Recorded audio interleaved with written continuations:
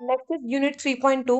सो अब हम करेंगे an overview of Maxim's of theory, teaching sorry, यानी कि टीचिंग के क्या क्या प्रिंसिपल्स हैं उसके बारे में हम जानेंगे। First is simple to complex. Simple to complex मतलब सबसे पहले हम बच्चे को सिंपल चीज समझाएंगे, उसके बाद कॉम्प्लेक्स चीज को तरफ लेके जाएंगे।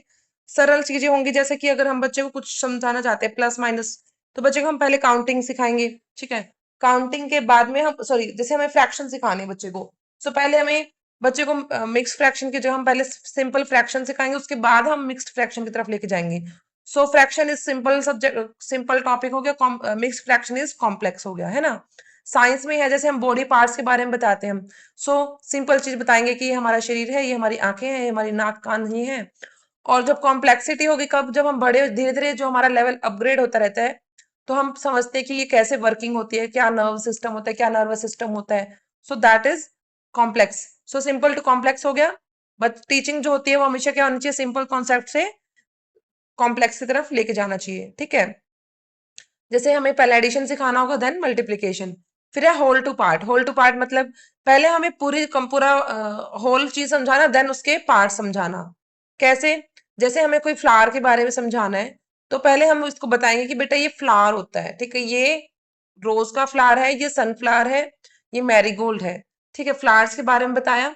फिर मैं एक फ्लावर लूंगी, उसका उसके जो पार्ट्स होते हैं कि ये पेटल है, ये इसकी स्टेम है।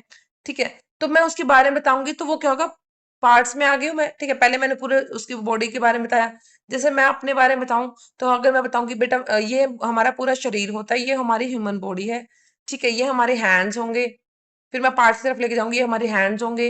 ठीक है, ये हमारे फिंगर्स होंगी, ये हमारे हाथ हैं। ठीक है, ये हमारे पैर हो गए। ये तो ये क्या हो गया, पार्ट की तरफ आ गए हम।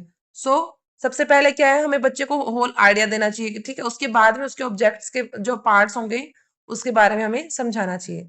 Next is empirical to rational, यानी कि प्रैक्टिकली बच्चे को जो है, इम्पेरिकल यानी कि बच्चे को जो है प्रैक्टिकल होना चाहिए बच्चे के, यानी कि जो रियल लाइफ में बच्चे के साथ हो रहा है उससे रिलेटेड हमें समझाना चाहिए। उसके बाद में हमें जो है बच्चे को रीजनिंग और लॉजिक समझाना चाहिए। जैसे कि बच्चे को रात के समय हम खाना खिला रहे तो डिनर बेटा डिनर खा लो, रात हो गई है, रात को क्या होता है, अंधेरा हो जाता है ना। फिर उसके बाद में बच्चे को दिन की बताओ कि बेटा देखो दिन सुबह हो गई है, सूरज उग गया होगा, जल्दी उठो सूरज उग गया है ना। तो देखो सूरज कहाँ पहुंच गया, वहां पहुंच गया, अब देखो दोपहर के टाइम यहाँ पे होता है। तो हम देखेंगे सूरज चल रहा है, तो बच्चे को लगेगा कि सूरज चल रहा है, बच्चा ऑब्जर्व करेगा उस चीज को। और जब बच्चा ऑब्जर्व करेगा फिर हम उसको समझाएंगे कि नहीं, सूरज नहीं घूम रहा है, हमारी पृथ्वी घूम रही है। फिर हम उसको क्या है, बच्चे को रोटेशन, जो अर्थ की रोटेशन है उसका टॉपिक समझाएंगे। सो पहले बच्चे को ऑब्जर्व करवाया, बच्चे को जो रियल लाइफ एक्सपीरियंस करवाया, उसके बाद में बच्चे को हमने वो कंसेप्ट समझाया। ठीक है, next is concrete to abstract. Concrete यानी ठोस, यानी कि कोई भी चीज है बच्चे को जो है पहले, एब्स्ट्रैक्ट यानी कि मूड अमूर्त। ठीक है, तो बच्चे को जो है पहले कोई चीज बच्चे के हाथ में हो, ठीक है, उसको टच करके बच्चा फील करके सीन करके देख सके उस चीज को, तो पहले बच्चे को वो चीज उस चीज से समझाएं। उसके बाद में बच्चे को जो है एब्स्ट्रैक्ट यानी कि जो बच्चे की थिंकिंग है वहां लेकर जाना है। एग्जाम्पल देख लीजिए, जैसे कि अगर हमें बच्चे को नंबर सिखाना है, तो हम बच्चे को क्या करेंगे, एप्पल देंगे। ठीक है, 1 एप्पल, 2 एप्पल, ठीक है, फिर 3 एप्पल, 4 एप्पल, 5 एप्पल, 6 एप्पल। बच्चे को पहले एप्पल देना शुरू करेंगे। पहले हम बच्चे को 2 एप्पल देंगे, फिर कहेंगे मेरा एक और एप्पल कहाँ गया, तो बच्चे को एक कंसेप्ट आ गया।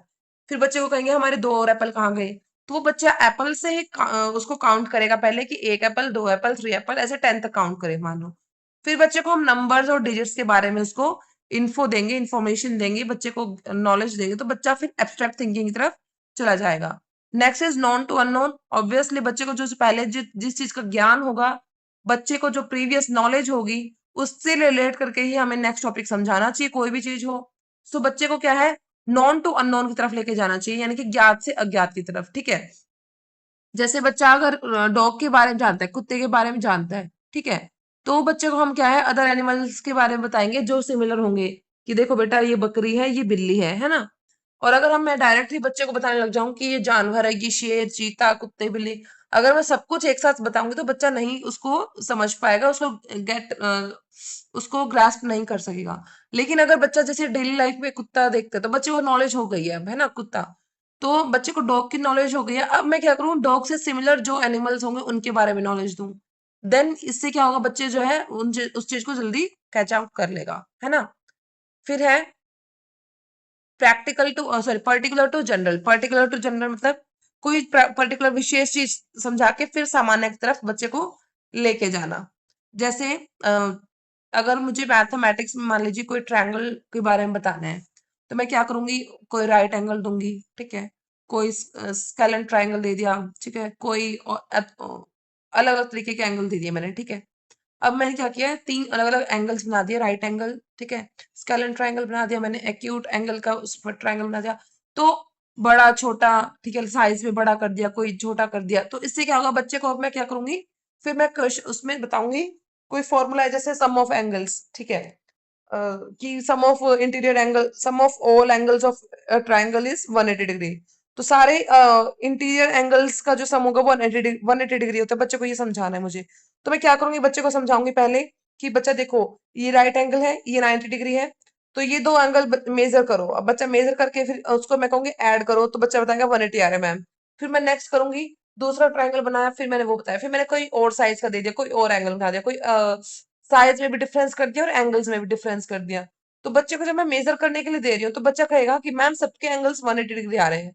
सो बच्चा क्या किया, बच्चे ने वो खुद ही एनालाइज लगा के बच्चे उस चीज की प्रॉपर्टी को बच्चे को मैं समझा सकती हूँ कि बेटा कोई भी ट्रायंगल होगा उसके जो इंटीरियर एंगल का सम होगा वो 180 डिग्री ही होता है, ठीक है।